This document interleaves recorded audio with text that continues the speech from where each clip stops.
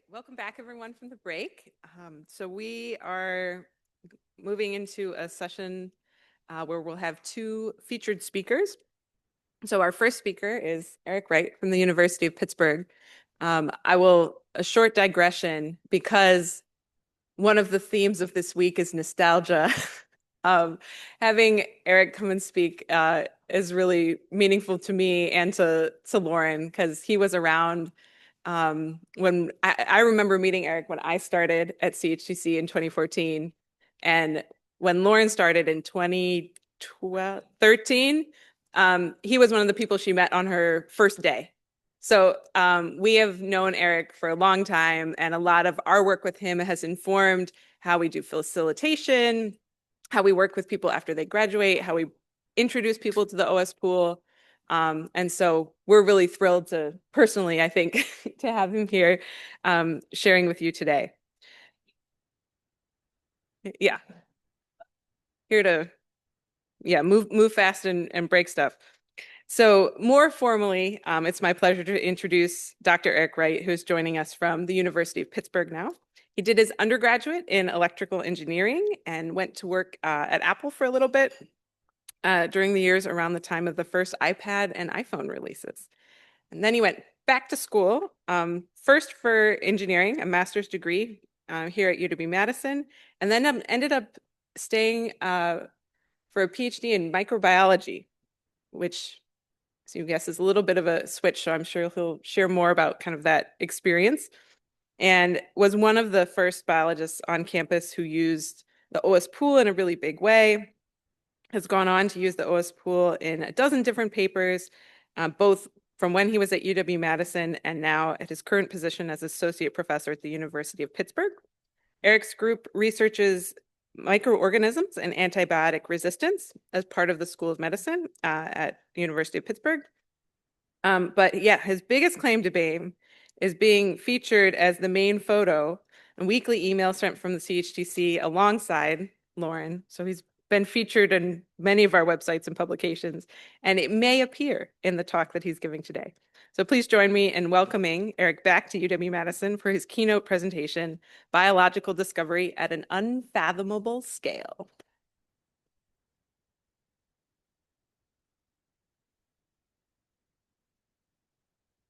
Can you all hear me okay? Is the microphone working? Sounds like it. Okay, good. So it is really an honor to be back here with you all and see campus again. I think this is one of the most collaborative and interdisciplinary groups I've known and worked with and certainly presented to. So I tried to do a good job of making this palatable to everybody, not just biologists. So as Christina mentioned, I am an evolutionary microbiologist. What that means is that I study very, very, very small things that are so small they're near the wavelength of light.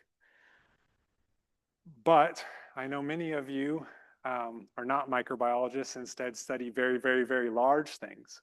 So I thought I'd start with something that connects us all, and that is the unfathomable scale of the science that we're working on and the tools that we're using. So this is a picture of the constellation of Fornax, which you can see from the southern hemisphere. And it's not a particularly famous constellation, but it is the site of one of the greatest experiments of all time. And you may know of this. Oh, let's see if, there we go. You may know of this, but Hubble in 1995 pointed their telescope at a patch of sky that was completely black, representing 1/30 millionth of the sky. And I'm no astronomer, but I'm told that this is one of the most risky experiments there ever was, because they had to look at it for 23 days to acquire an image, and time on Hubble is very expensive. And so they took this risk of acquiring this image and ended up with one of the most iconic images on Earth here, which shows that in this dark spot where almost no stars were known, there were actually 5,500 galaxies. And what that means is if the galaxies are uniformly distributed as we think they are, then there are on the order of 100 billion galaxies in our universe. Truly remarkable discovery. Of course, the James Webb Telescope took a picture in the same place and it has higher resolution. It can see further into the red light spectrum. And so it found even more galaxies, and we now think there's on the order of 1 or more trillion galaxies in the visible universe. James Webb can see all the way back to about 5% of the time since the Big Bang. So some of the galaxies in this image are over 13 billion years old. It's truly an incredible, unfathomable thing. And every time I look up at the sky at night, I think about how much is out there, as I'm sure many of you do as scientists. But I'd like to convince you today that this picture, which is arguably much less remarkable because I took it from my iPhone on a hike, is actually equally unfathomable. Because what it shows is 4 billion years of evolution in parallel across the entire world, coalescing into the lineages that exist now. And it is what Darwin originally described as the entangled bank. That is all the different organisms competing for space and resources and energy in the same place, happening everywhere on Earth. When I was a boy, my parents liked to take me to the Grand Canyon on vacation. And we'd always start off at the Kaibab Plateau on the North Rim, which is the very top there. There it is. You can see it there. And then on 3 separate occasions, we attempted to climb from rim to river and back. We only made it once.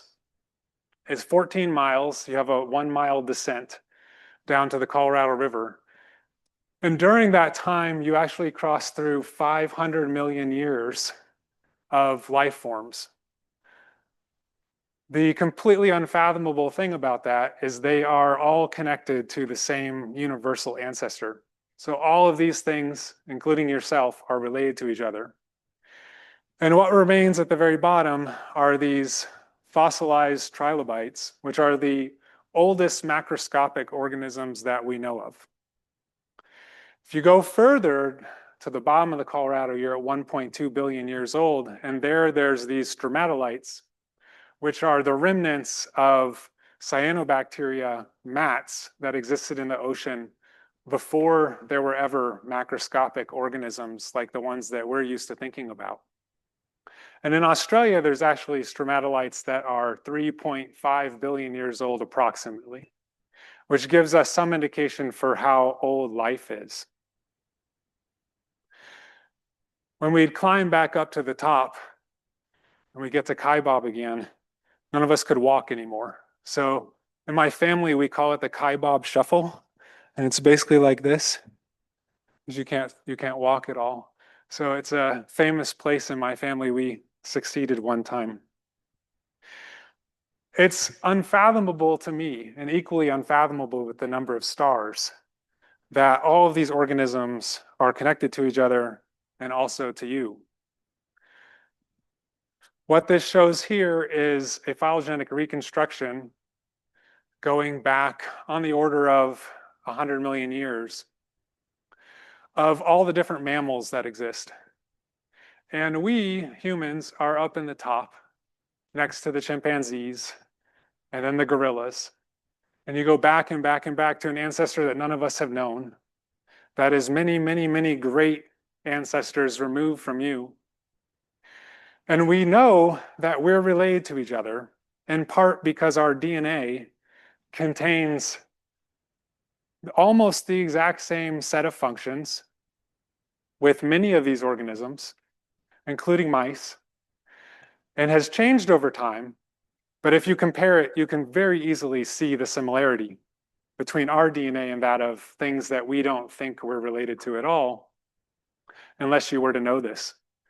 There's a really remarkable discovery in the 1800s that this is actually the case, that we're all related to each other.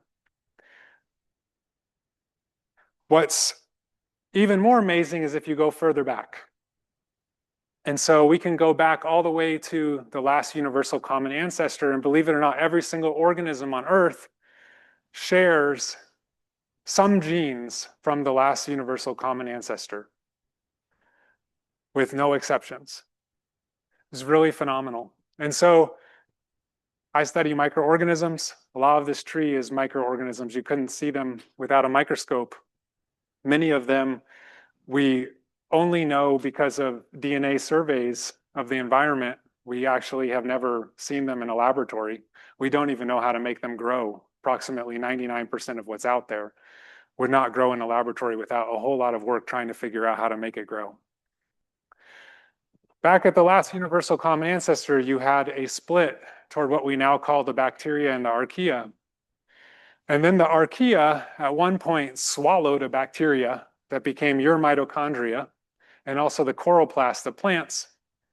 And now you have to pay your taxes. We're over here in the Opishkante. They're very difficult to see, but there's a little figurine there of Carl Woese, who was the first discoverer of this actually in the 1970s at the University of Illinois. It's a really, really remarkable thing, and it represents the best of our knowledge of what is life. There's a XKCD I like about this. Your genetic test results are back. Apparently, you're part of an unbroken lineage stretching back billions of years to the early Earth. And we think this is very much true. So this is all very exciting. It's also a genetic risk factor. So that's what I study and why I'm in a school of medicine. So try to understand how evolution shapes not only our genome, but that of microbes and of infections that we may get now. I think that what connects this to the universe, and those of you who study things that are much, much, much bigger, is the scale. So I told you that there are on the order of 1 trillion galaxies. And if we assume that they're like our Milky Way and have 100 billion stars apiece, then there are approximately 10 to the 23rd stars, which is about 30,000-fold the number of grains of sand on Earth. Truly remarkable thing when you think about the entire Sahara Desert and all the grains of sand in it, each one being a star, and then 30,000 stars. And that's just the visible universe. But what's even more big is the scale of the number of cells on Earth, which is believed to be about 10 to the 30th. And then for each cell, there are approximately 10 viruses, particles that are trying to kill it at all times. So there's about 10 to the 31 viruses. Each of those cells contains a genome, and that genome we partition into approximately thousands of genes. In the human genome case, it's about 20,000 genes. Those genes get what we call expressed to become proteins. And because the genes contain the information that gets converted into a protein, the information can be used to make multiple copies of the protein. So the proteins exist on the order of 1 million to 1 billion per cell, depending on the type of cell. For humans, it's on the order of billions of proteins per cell. For bacteria, it's on the order of millions. And so if you think about it, there's actually 10 to the 30th cells times 1 million proteins apiece. So you're at approximately 10 to the 36th million proteins on this Earth at this moment, which is really remarkable when you add in all the diversification through mutation and changes that have happened over time. You have an incredible diversity of different things out there that coexist with each other. Protein's job is to make more cells. So what you're looking at here is a nerve cell communicating through electrical pulses across axons. And what we're going to do is we're going to zoom in on that nerve cell and show you the best depiction of how we think cells work at this moment in time. You're now passing through the outer membrane, through a pore. You just passed through a protein. And now you're inside the cell, and I guarantee you this is very difficult to watch because things are vibrating so fast. At this scale, where each of these proteins, which is a colored blob, is composed of on the order of tens of thousands of atoms, things vibrate very fast, and the world is actually very dense. Unlike our textbooks for high school that you may have seen a cell picture with a bunch of space in it, they're actually chock full of proteins. And there's so many different proteins working together inside a cell. It's very phenomenal. They each have their own function, and they participate in complexes and through biochemical reactions, taking a molecule from one molecule to another, adding little bits to it, doing chemistry, accelerating chemistry that would not occur in reasonable timescales without enzymatic acceleration, to do things like become locomotor proteins that can actually drag things through the cell on filaments. Each of these different colored blobs is a different protein, and they're all working together, and they're all co-evolving within the cell. And so hopefully I've convinced you that the scale of biology is unfathomable, and therefore, in some senses, relatable to the scale of the universe, because both of those things are at unfathomable scales. But if not, maybe this will convince you. So this is how many genes are different in each environment based on our latest information. So simply sample an environment and then cluster the genes into groups, come up with unique genes, and look at how many genes are there. And in some environments, like the built environment, like this one, there's not a whole lot of genes present. And we've more or less sampled it to the point where we've seen them all. Similarly, with the human gut, we've sampled a lot of human guts, and there's on the order of 10 million-ish genes that are unique inside the human gut. But in more complex environments like soil or the ocean, the number of genes, as you can see with these rarefaction curves, it's astronomical. We don't know where they end. It's truly unbelievable.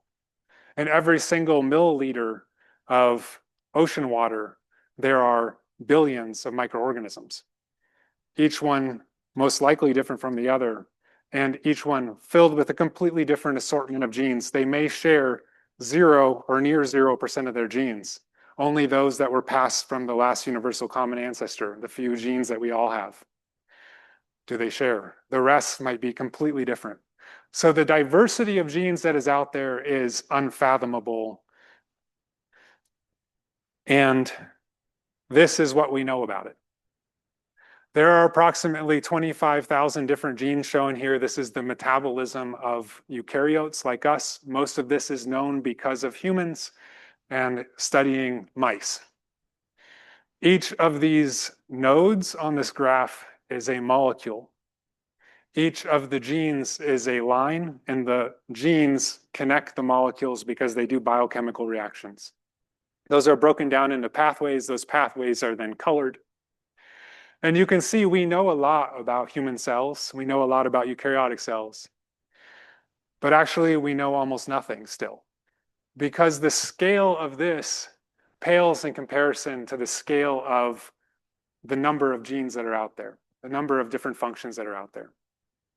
And so in a typical bacterium, we may be able to assign a reasonable approximation of the function of about 10% of its genes. We might be able to do some sort of assignment to a quarter, maybe even a half, depending on how far you stretch assignment, and saying something like, you know, I think this works on a phosphate. And if that's a good enough function for you, then maybe half of the cell, the genes in the cell, we can assign a function to. The other half we know 0, absolutely 0. But working on a phosphate is not a whole lot of information. These genes we know a lot about. If we zoom in on this network, this is an example This is the citrate cycle, also known as the TCA cycle. This is how you eat glucose. So if you eat sugar or your children eat sugar and jump around, this is what's going on. It's looping around here, generating lots of ATP, and they're going crazy until it gets slowed down. And this entire metabolic network is packed with these things. What we want to do is we want to be able to take this knowledge and connect in unknown genes. Because the truth is, there's far more genes than we can ever do laboratory experiments. It's just impossible. Laboratory experiments, for those of you who don't go in a wet lab, they're a lot of work. It's pretty manual. It's pretty boring. And there's a lot of things that go wrong, and it takes forever. That's to study one gene. Okay? There's not really a good high throughput way of doing much of this, especially at the level of depth that we'd like to have. And so what we want to be able to do is link in unknown genes into this network without doing a wet lab experiment. We want to be able to do it purely through the dry lab. That's the dream. And to do that, it means we have to use genomes and just genomes. So start from genomes where we know absolutely nothing about any gene, and then use those to say which genes work with a gene that we know something about. If we can do that, then we can transfer knowledge from what we know to where we don't know. That's the dream. And so we'd like to be able to use no prior knowledge to learn about things so that we can spread our information that we do have across more genes. That's the dream of what my lab would like to do. I've been working on this problem for now about 15 years. It's a tough problem. What I can tell you is that it turns out to be as simple as this. What you want to be able to do is say which genes interact with each other and which ones don't. So if you can distinguish the positives, that are the genes that are next to each other in this network, from the negatives, then you've done it and you've solved the problem. That's the goal. This is very hard. The reason why is all of these genes are inside the same cell together, so they all interact. So the challenge is disentangling the coevolution of genes that are next to each other in this network from genes that are a few steps removed in this network. And we do that a variety of different ways using genome information alone. And then we add on top of it experimental information. And then we annotate that with the knowledge that we have. So we can break this down as we would a regular machine learning problem into an ROC curve where we want to have an L where we have a maximum true positive rate at 0% false positive rate.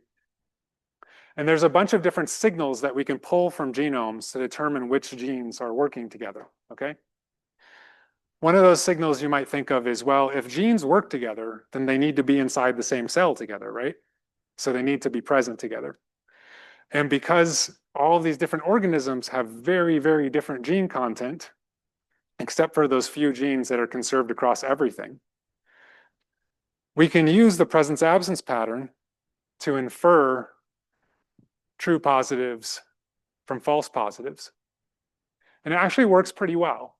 So we can get to about a 0% false positive rate with about 40% true positive rate. Now, one of the challenges of this is that our dream here is to annotate all the genes that are out there. Well, the problem is you have a multiple testing correction issue, right? So now you have to do all of the genes against all of each other. So you have on the order of, I'll show you later, trillions of tests to do. And a false positive rate of 0 is required to do that, basically. So this isn't good enough. But there's other patterns out there. For example, genes that co-evolve together will tend to co-localize on the genome. There's a bunch of different reasons for this, but you have a genome you can think of if you're a computer scientist as a big string of letters, right? A, C's, T's, and G's for the most part. And the genes are substrings. And those substrings will tend to move near each other through evolution because there's lots of practical reasons why they'd want to be nearby. Okay? They're related to toxicity, of having too much of one versus the other. You can regulate them all together. For example, you can turn them all on at once if they're next to each other. So they will tend to move near each other. And indeed, you see that as another signal that we can extract from genomes. So here we have absolutely zero prior knowledge of what each gene does. And yet we can tell you whether they're next to each other in the network with some amount of fidelity just based off of knowing genome sequences. Another thing that you'll observe is that genes that are next to each other will have correlated genealogies. They are passed down through the same cells. They have the same pressures applied to them. So they'll respond with similar rates of evolution that generates correlated phylogenetic trees. And we can use that correlation pattern actually to derive some amount of idea about what genes work most closely with each other. And then the last thing is that some genes that work together create proteins that touch each other. Okay, so they encode for information for proteins that touch.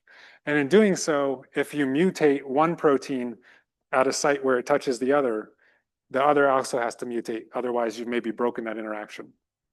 So we can use correlated residue positions. We call these compensatory mutations, where if you mutate one gene, you have to mutate the other. We can look for that signal of compensation, and it gives us some amount of additional resolution. This, unfortunately, is not enough to solve this problem. And so in each of these categories, we actually use 12 different signals that we extract that are mostly orthogonal from each other. And that gives us more fidelity. And then we can combine them all with any sort of algorithm, logistic regression, random forest, whatever have you. And we can do a pretty good job, okay? But it's not perfect. And so the tool that we use for doing this, we call EvoWeaver. We've worked on EvoWeaver for about 5 years. I actually thought of this idea while I was a PhD student here, and it took forever to get it done. At least that's how it feels when you're a new PI. But we did get it done, and now it's published. And this is effectively the state of the art currently for what you can do from de novo to learn about which genes work together. What does that look like in practice? Well, this is a known pathway, okay? So we're taking one molecule called prephenate, and we're converting it into basilicin. This happens to be an antibiotic. So this organism is making this antibiotic from a metabolic precursor through these genes. These genes interconvert the molecules into this final product. And what we'd like to be able to do is infer this network. Now, there's immediately an issue when you look at this, and that is that these genes have an order to them. You go from A to B to G, of course, to F to C to D, which makes a lot of sense, and has a lot more to do with how they were discovered and what order rather than what they actually do in the order of their biochemical reaction. But we have no idea of ordering, right? We only know which ones work together, best case. So our dream here is to be able to figure out which ones work together, and then from that, hope that we can reconstruct this pathway without order. And indeed, this is a pretty typical case. We can do it, but not perfectly. So what we find, and I just made this as simple as possible, without going into the detail, is the green edges we get right. The red edges we miss. The gray edges we get wrong. But what you see is that all of the gray edges don't point outward, they point inward. Meaning that there's no other genes that we think are connected to these things, but we think all these things are connected to each other, which is wrong. The reason why is because this metabolic pathway co-evolves. So all of these different genes are co-evolving inside the cell together, and they show strong signal of that, which indicates to us that they work together. The problem is we can't assign a perfect order to them, but we can pull out these networks. So this works great, at least as well as we can hope for, I think. So the beauty of this, just to summarize, is if I have a gene, I don't know what it does. I can link it in to other genes that I do know what they do. And then we can transfer that knowledge through guilt by association into a network like this. And if you're a biologist and you spend years running experiments in a laboratory, this information is a gold mine for you, because you just took your gene that you know nothing about and you narrowed what it could possibly do from anything to it's probably an X. And that tells you that you should do experiments related to X. And that's super, super helpful. Okay, so that's the biology part. I hope you didn't cringe too much. I'm about to get into the computer science part. So this is probably the part that will interest most people here. So how do we do this and why do we need the grid and why am I here talking to you? So this is actually what the workflow looks like to pull this off. We start off with genomes. We then have to identify the genes. We have to match the genes across organisms. So if I have gene A in organism 1, I have to find gene A in organism 2 if it exists. We then have to take those A to A relations and we have to do it across all the genomes. So we're now going from pairwise to everybody. So we're going to create a group of genes that we call A. We then have to align the genes in each cluster.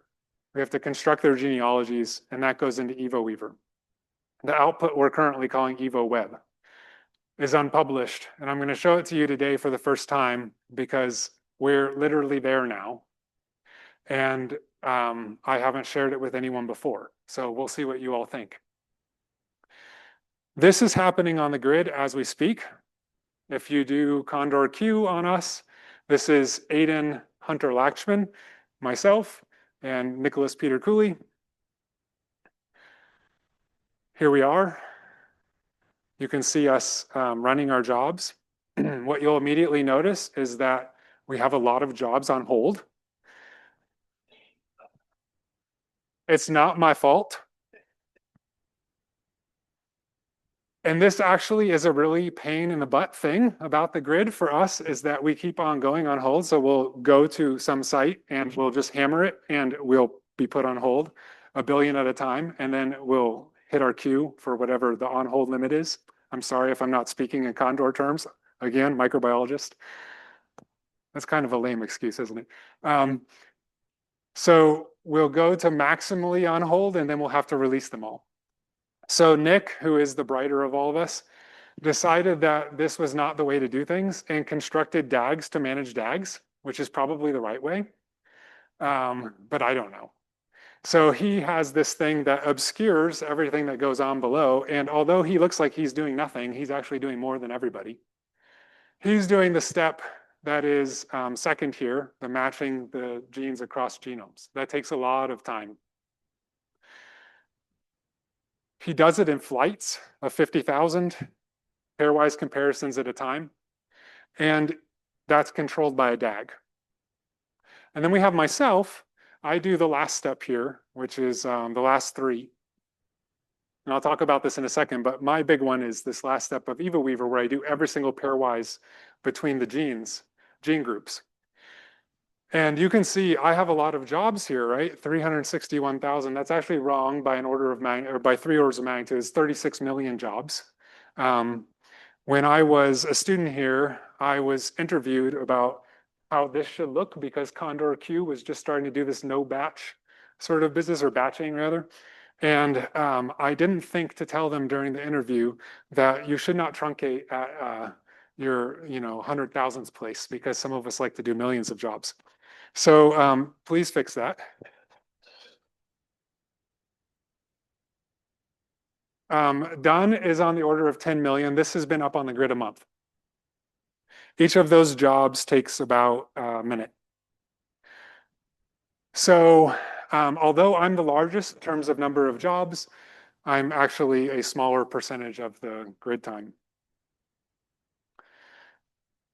Eventually, our goal is to manage all of this in a single DAG, and we want to make it loop. So this is kind of a crazy idea. I don't know whether you all support this, but I'm here to throw ideas out there. Sorry, Marone. I'd like to have this live on the grid with like a cron job and just go get more genomes and do more stuff. But we're not there yet. I'll explain to you why a bit. You didn't think I was going to come here with more work for you, did you?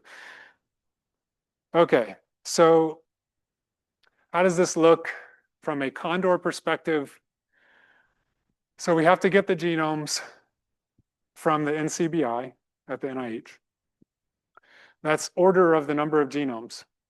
That goes very quickly, but it has lots of failures of FTP access.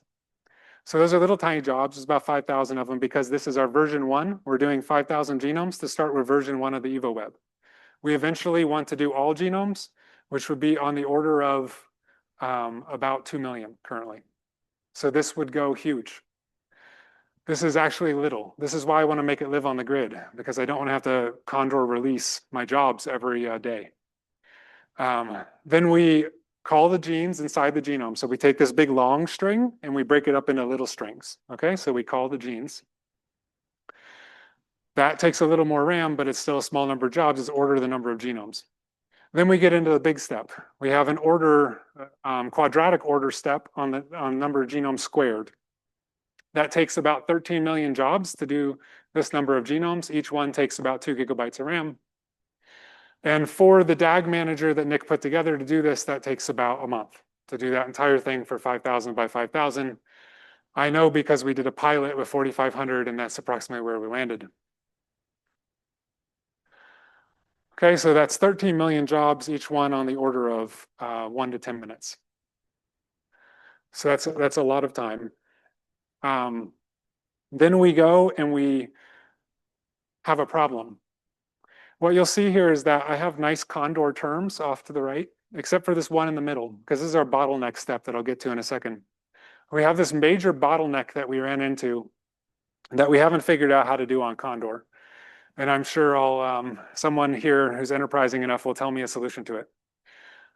But for this small test case, we need 1 terabyte of disk, 10 gigabytes of RAM, and we need 1 job. The problem is it has to run for 14 hours for the small case.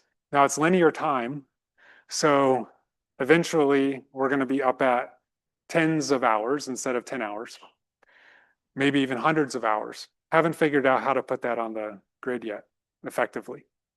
And also the disk space, the amount of file transfer for this is enormous. What are you using for clustering? I'll explain. You're talking about the middle? I'll explain to you what we're doing in a second. That's our bottleneck for clustering. Okay. Yeah, I have slides on that. So thank you, Marone. So then we go back on the grid, and then I have my old-fashioned way of doing things. They try to teach me the new way, and I'm just like, it works for me. So I have 1 batch. It takes about 2 days to create 100,000 alignments of these genes, meaning I take each of those clusters of genes, whatever gene we call gene A, across all the different organisms, and I basically make it into a matrix, a rectangular matrix of characters. So that works pretty efficiently. Then we construct genealogies for all of them. So we create phylogenetic trees. That also works pretty efficiently. I say greater or equal to 1 gigabytes here because we run into memory problems all the time. If we have too much memory, we don't get enough throughput. So we go down in memory, but then we hit memory issues. So we have retries that are if statements that try to bump up the amount of memory over and over again so we don't have to manage it. If that's not the way to do it, you let me know. But so we start off with 1 gigs or 2 gigs, and then we double it, then we double it, then we double it, then we double it. We get fewer and fewer nodes each time, but that's the way that we manage it. So that's the greater than or equal to 1 gigabyte. We have about 100,000 jobs apiece. And then we go into the 36 million, which gets truncated by Condor Q. And now we're at the number of clusters squared. Now you might be thinking to yourself, well, the number of clusters squared, if you have 100,000 squared, that's bigger than 36 million. Yes, that's true. Why are we at 36 million? Because a lot of genes, we can rule out that they work together just based on their presence-absence patterns. If they're never found in genomes together, that's a pretty good indicator they don't work together. So we have some basic filters on that, and we go down from the total number of possible comparisons, which would be on the order of trillion, down to 36 million. That's done in one batch for 33 months. I can tell you, I'm the one who manages that end of things, and I tried running 36 million jobs with Condor Submit over and over and over, and I kept getting errors. And I thought it was because I had 36 million jobs, but actually it was because in my submit file I had new lines. And if you have a new line in your submit file, nope, you're going to get some weird cryptic error message. So eventually I figured that out, and then Condor Q's like ate it all up in 2 seconds. It's no problem at all. Now, I thought this whole time I had to ping Christina and company. So this actually is really easy for Condor to manage, and that's borderline miracle. So thank you all for that. Really, thank you. That made my job really easy because I did not want to have to figure out to do whatever Nick does, because it's just too complicated for me. Let's talk about the bottleneck step, why this is hard.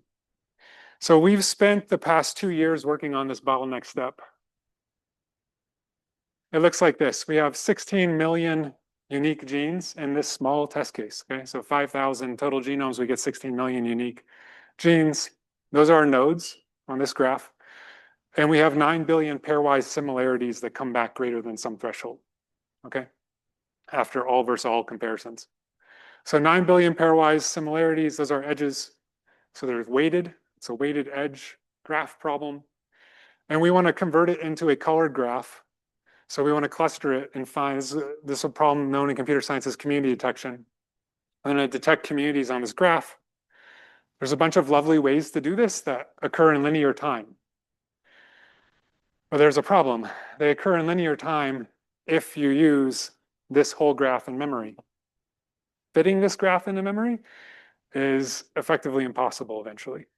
Well, I don't have the HPC to do it. It's probably out there, but eventually it would be impossible.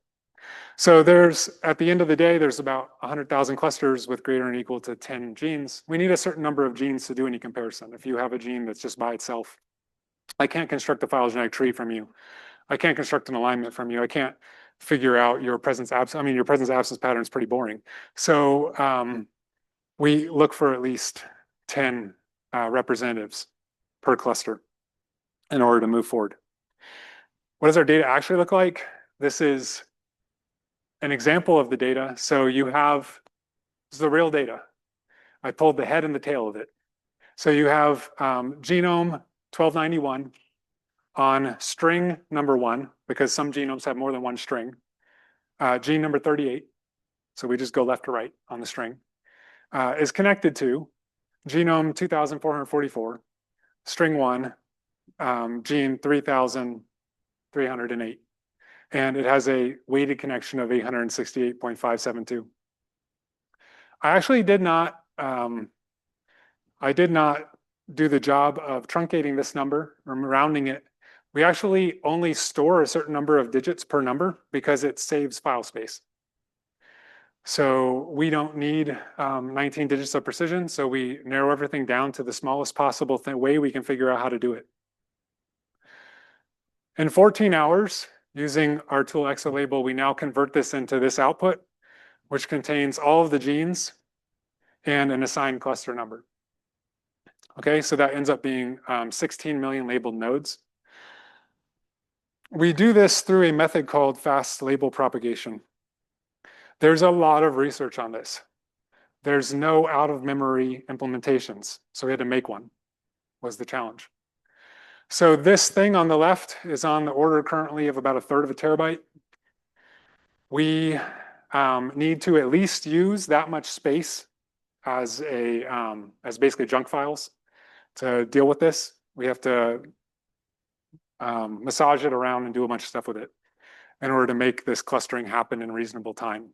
Because when you read off disk, you have much, much slower reads, right? So we need at least this much space, so we end up at about 2/3 of a terabyte currently.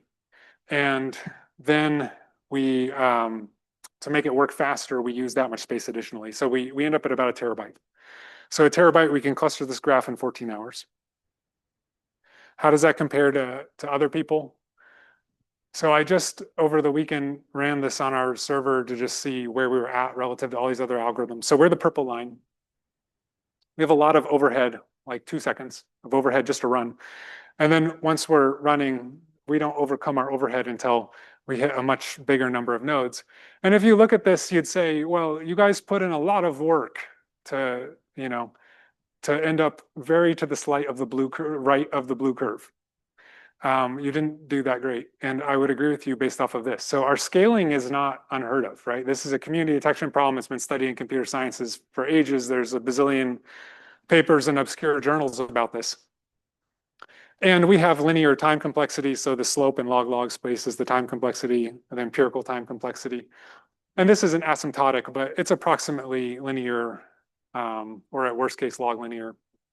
But there's other algorithms like other forms of clustering that have similarly linear time complexities. What you want to avoid is anything that's super linear by any major factor. But the difference with ours is this: memory consumption. So because we do everything on disk, it actually makes it so we can scale to ridiculously high sizes. This goes out to, I think, 10 to the 8th nodes. And these are synthetic graphs. But I already told you that we're doing this enormous thing with 10 billion edges in 14 hours. So this just continues, and it has actually sublinear scalability. It's like log of n scalability because of the way that we store things. And so you can see that currently using the last few points, the time complexity is the memory complexity is 0.62, so sublinear. And it should stay sublinear far out. But we use a lot of disk, right? So these other algorithms are not using disk. The high throughput computing, high performance computing, the HPC algorithm here is called HIP-MCL. Here it is. And basically they make a sacrifice for the number of cores that they use, which in our case is 1. They use all that are on this server, which is 56, in order to go faster, but because of that, they make a sacrifice of memory. And you can see HIP-MCL, just the memory just balloons. It's not particularly useful. So that's the really remarkable thing, that we've been able to cut down the amount of memory while maintaining the time complexity. So that solves our bottleneck step. So back to where I was before. I told you that we start from genome sequences. We identify the genes, we match them between organisms. That's our quadratic time step. But that can be very easily put on Condor. We then cluster all of those pairwise. That's the graph step that I just told you about. That is our bottleneck, but linear in time. Then we come down here, we have a couple more linear time steps, and we have another quadratic time step. And then I told you we made this thing called the EvoWeb. So, are you ready for the EvoWeb? First ever showing. Unpublished. There's a piece of it. It's actually much, much bigger. But I'm just going to show you little pieces of it. So if you're a biologist, you look at this and you immediately know this to be true.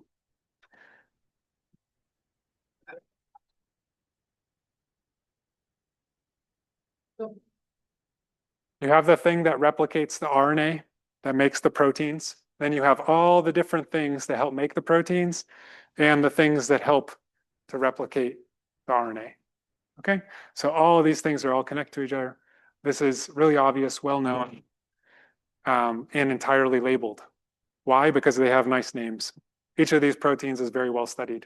We have the crystal structure for it, and they're all beautiful. They're amazing. And every single one of these proteins goes back to the origin of life. So all of these are in the last universal common ancestor. We all have them, and so do bacteria. Then you start to get into things we know less about. So this is some sort of genes involved in transposase activity, which is doing something with the DNA to make it simple.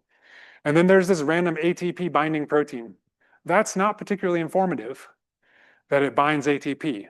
Most enzymes bind ATP. It's the currency inside the cell, the energy currency. So the fact that it's linked to these other ones provides an opportunity for knowledge transfer. And you might be looking at the most we've ever known about this protein. But it goes further. Here's a bunch of proteins related to phages. When we know nothing about a protein, instead of calling it an unknown, we call it hypothetical protein, because we're not even sure it's a protein. Most of the time it is, but we call it hypothetical protein because we just have absolutely no name for it. Phage is the biologist term for a virus that infects bacteria. So you can see over here, you have a bunch of phage-related proteins and a terminase involved in stopping replication of the phage. They're all interconnected to all these other hypothetical proteins. So now you've just pulled down a bunch of things from this network that are related to phages. And based on their connections, you can kind of figure out which ones might be doing something or another. Like the fact that one's related to a portal protein might have something to do with the capsid entry, okay, to get the phage to get inside the cell. And it just goes on and on forever. So this is some proteins where some stuff's known about them. Some of them are called domain of unknown function. So we know that there's something there, we just don't know what it does. And then there's the hypothetical protein where we just don't know anything. But they're all related to par A, to which we know a lot. If you're a biologist, and if you study par A, or if you're interested in any of these other ones, this is a gold mine for you. Because you've just cut your experimental scope down to a very narrow set of things that you need to study. And when I look at these over and over again, I can't help but start to think that they look a lot like constellations up in the sky. And they're all doing their own beautiful thing together, co-evolving together inside cells for billions of years. And that brings me back to the constellation of Fornax. And so I'd like to say that I think we are all united across all the different domains involved in Condor by unfathomable scales in what we study. And if you heard the title of my talk and heard biological discovery at unfathomable scales, you probably thought that I was talking about how big the OSPool is. But you were wrong, because I would call that very fathomable. In the last year, my group has used approximately 7 lifetimes of computing. I'd consider that fathomable. What I don't consider fathomable is the number of proteins or the number of stars. That's just beyond belief, right? And so all of us across all these different domains are connected by these unfathomable scale of the things that we study. I also think that we are immensely fortunate for the OSPool. And I didn't realize just how fortunate until I recently listened to this podcast. If you haven't heard Co-Recursive, you should go check it out. It's one of those good ones. Co-Recursive podcast episode 109 is really fun. They talk about this game called Tetris. This is Tetris designed to give you the worst block at every move. See how bad it is? This was the world record before they arrived to Tetris. This was a recording of the best gameplay that was ever done by a human. And then people started to use computers.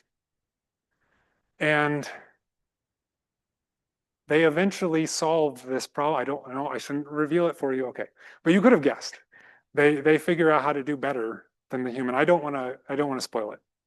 This is really fun. Go listen to Co-Recursive if you don't already. It's definitely for a computer scientist. And what I realized when they were talking about going on the Amazon cloud, AWS, for compute time, and how they were talking about having to leverage their mortgages to do this, I exaggerate a little. I realized just how fortunate we are to have the OSPool. That it is just an immense fortune that this exists, that I don't have to worry about the budget associated with paying for this, and that I don't have to worry about telling Marone every day what I'm going to use the OSPool for, right? So it's open compute. That open compute philosophy is a huge deal and separates the OSPool from comparators like the Xseed which has gone on to become something else. Can't remember, Atlas or something. So the OSPool for me is really, really special. Ta-da! World record. When I was growing up, I loved Spider-Man. I am really a nerd, if you haven't figured that out. And this is the first appearance of Spider-Man in any comic. He's famous for saying, with great power comes great responsibility, which is actually a misquote. You can see the actual quote there. With great power, there must also come, hyphen, hyphen, great responsibility, okay?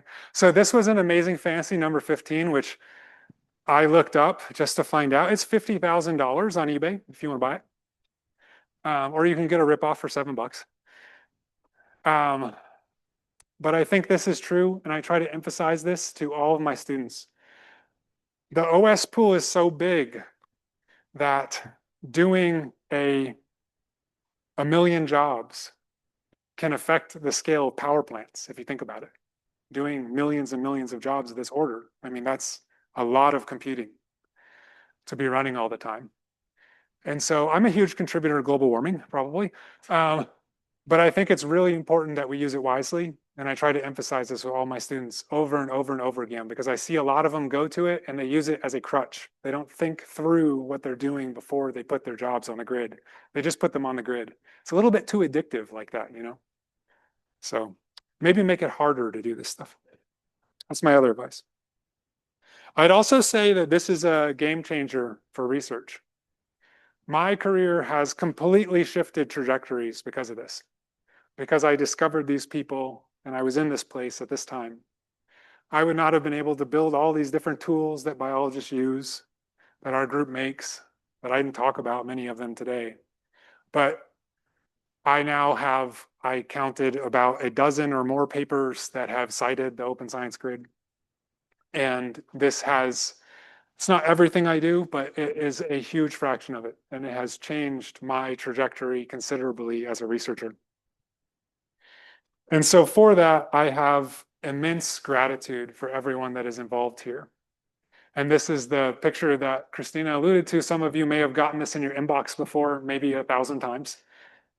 Because weekly, I was the poster child for the OSG, come visit the facilitators. I first met Bill Taylor, who I don't believe is here, but he was with the OSG when I started, and this was around 2012, I want to say. And then Lauren, and then it just took off from there. I'd also like to thank all the institutions that have contributed, especially Syracuse University. I'm joking, you're supposed to laugh. Yeah. But really, all the institutions, humongous. University of Pittsburgh's missing here. We have our own supercomputing center, and I have tried to convince them to get involved in Condor. To the degree where I said, okay, I have a 56 core machine in my office. Would you like me to put it on Condor? And I was told that's kind of small for us. It was big for me as an individual. So this is absolutely huge. I'm so thankful for all of you and those of you who work behind the scene to make this actually happen. It's a huge contribution. I also like to thank my group. We are funded by the NIAID currently. If you'd like to know more about us, you can go to wrightlabscience.com. And this is us a year ago at a conference in front of the Pittsburgh Panther. The person who's done, let's see if this is a laser pointer.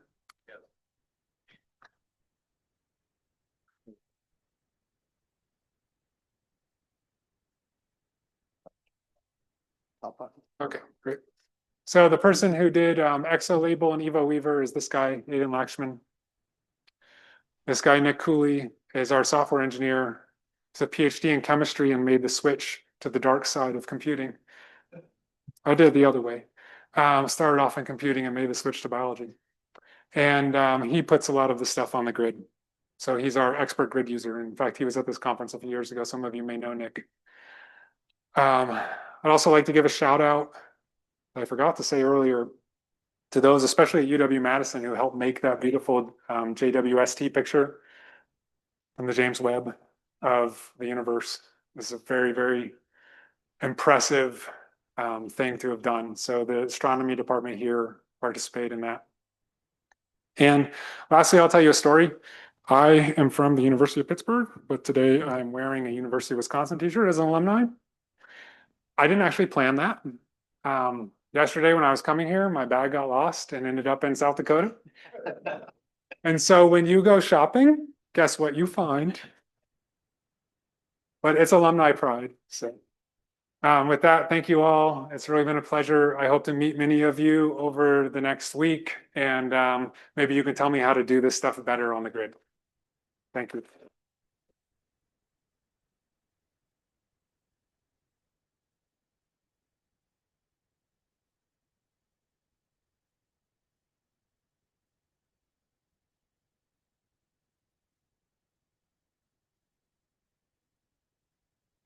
Perfect. All right. Thanks, Eric. Are there any questions for Eric? Time for, oh, Todd. Question, comment. Thank you for the awesome talk. I mean, we always talk about in CHTC about how, don't scale your science to the compute, but if you had infinite compute, what could you dream up? And you really embodied that, which is awesome. Looking at and yes, we will fix the Condor Q problem. Maybe I thought you were going to tell me to move my window, make it bigger. Yeah, you gotta slide your terminal over. Exactly. Looking at the holds, at least yesterday, by far the most common hold was hook prepare job failure. Does that ring a bell with you? Is that what you see? What do you typically see? That's what the most often one is failure to get from the data directory. So $ data, OSDF, I want to say. Okay, OSDF. Failure to capture files from it. Yep. Okay. We will work on that as well. Thank you.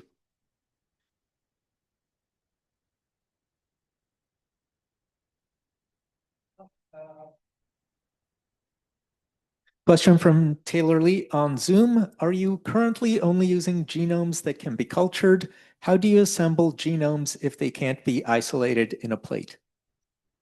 Okay, great. So approximately, as I told you, 1% of life can be cultured.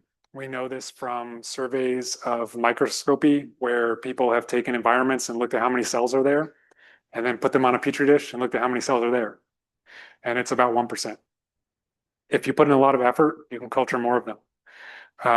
By culturing, you have a major advantage because now you've isolated the genome and of one organism because you have a big bunch of it, right, on a petri dish. And now you have only one organism, and that helps you to get the genome. It helps you to assemble the genome as well, which means when you sequence it, you get little tiny strings. They're about nowadays on the order of a couple hundred nucleotides long, so A, C's, T's, and G's. And then you have to use complex algorithms, which increasingly get more complex, to assemble all those into a very big, long string, okay? If you cannot culture, then you have what's called a metagenome, which means you're pulling all the different genomes together. So you have a bunch of them. They're all in the same place together. And you have to use algorithms to disentangle them into individuals. Those individuals are oftentimes contaminated, so they're chimeric. They're composed of multiple different genomes because you just can't disentangle them perfectly. And so we so far have avoided using metagenomes, but when we scale to the scale that we want to, we'll have to incorporate them. There's a lot of issues related to accuracy of genome assembly and completion that we're trying to deal with. Because one of the big problems that we have is if your genome's incomplete, then your presence absence pattern that I talked about is now false. Because you have genes that are absent that are due to incompletion rather than due to the organism actually not having the gene. So right now, what I showed today was uncultured and cultured, but mostly cultured organisms, genomes that are representative of each species. So I didn't talk about that, but there's 4,500, one chosen per species. It's kind of like Noah's Ark. We have our little Noah's Ark of our genomes. We're going to expand out to the other people that are out there and grab more genomes in the future. Yeah, that's the next thing. We're actually starting that on the grid right now. So a little bit of what I showed you is a bit asynchronous because I showed you all the data and I showed you it was computing. Well, we already computed it once before. So the previous time was the 4,500 genomes. We're now moving into a much bigger set and trying to figure out how to get that to work. And that includes expanding beyond our very narrow filtering criteria on the existing genomes. It was an amazing talk, and I want first of all to thank you for being such a great member of our community for all these years, and all your contribution back to us, including teaching one credit courses in Python in the black and white days. Two comments and then a question. So I don't know whether you're aware that the Condor is used for managing the data coming down from Hubble. So there is an interesting link here between the beginning of your talk and the rest of it. And it also reminds me of Edgar Spalding, who is in botany, that pointed out that the number of seeds of corn planted in the Midwest is about the same order as the number of stars in the Milky Way. And so here you think about the whole plant, and then we can do. Now, you presented a challenge of can we automate the whole thing? Any thoughts of how we can do better in working with a group like yours and prototyping it on your group to address such a challenge? I mean, you know the character, you know what we are doing today. Can we do things different? Can we do better in helping you with the hold? And it's not only here. The Todd is asking you what is the main reason for the hold, and trying to solve it because you're a Keynote. So any thoughts or direction, whether now or moving forward, are greatly appreciated. Yeah, well, thank you for those kind words, first off. Our biggest issue is having the bandwidth to sit down with you all. I think that you're very helpful, and I think that the issue is on our end most. So can, if we find a way to reduce the resources needed to, then maybe it will allow us to do better. Our goal is to automate, which means you spend time doing your what I call stinky work, and we do the clean work. But other immediate opportunities for us to reduce the barriers. So diagnostics would be really helpful. So, and this is a bit off the cuff, but when I use the grid, and I've been using it for a long time now, not relative to you all, but for a biologist, I think I was one of the first major adopters on this campus. One of the challenges is, for example, if I do Condor Q-S, L does it, I get a printout that is enormous, and I can't decipher it. So diagnostics from the user end. So do you feel that you have a venue to make these statements and say, okay, Christina or Todd or whoever you pick as a victim, that you feel, yes, I can say, I would like to know this. Go ahead and do it. And that is relatively a low threshold. But I want to make sure that it is clear to you and to others that that is acceptable. Thank you. And Christina, when Christina starts doing this, I know that we're in trouble. Hi, Mary Murphy here from UW-Madison. I just had a question about the future of your eval weaver. First thing that came to mind was some sort of discoverability, maybe like a publication or somehow, so that you could take a gene and kind of plug it in and then see all the interconnections. I know that's like very simplified. But kind of what is your future vision of that tool, just as a package for researchers to use within their analysis, or something even further than that? Yeah, so we've thought about that a lot. Biologists largely need GUIs, and because the training's not there. As a community, we desperately need more training. We need more investment in training. We need more user education. I support a code that has on the order of tens of thousands of regular users, and I'm emailed constantly with questions that are fairly straightforward.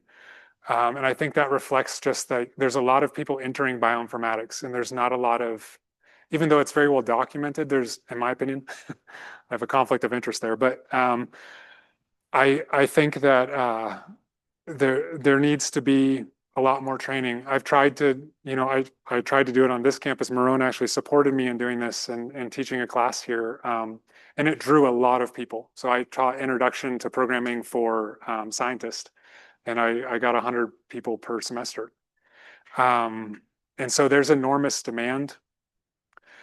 But the reality is most people need a GUI. And so the direction we're headed is toward a website where you shove in your sequence, your A's, C's, T's, and G's, and you get out the network.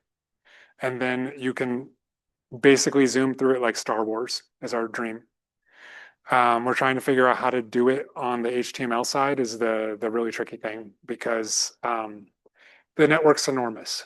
And whether to do it client side or server side and whatnot, and how to serve that fast enough in a way that's snappy and interactive is really tough. So we've started to put together prototypes for this, but we're nowhere near there yet. And I think it's a future ambitious goal that we might even try to commercialize at some point long away, because there's a huge amount of demand from industry to understand what proteins do.